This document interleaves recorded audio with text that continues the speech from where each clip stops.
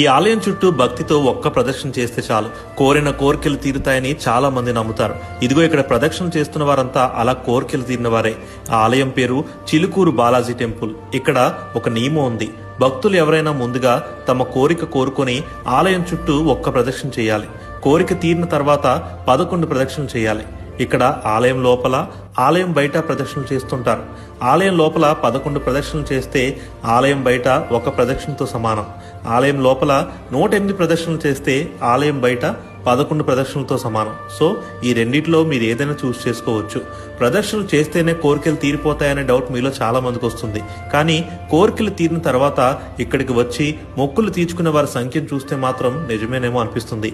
So ఇది ఎంతవరకు fact అనేది మీలో ఎవరైనా చిలుకూరు బాలాజీ టెంపుల్ని విజిట్ చేసి కోరికలు తీరినట్లయితే కామెంట్ బాక్స్ ద్వారా మీ ఎక్స్పీరియన్స్ షేర్ చేయండి. ఓం నమో నారాయణ.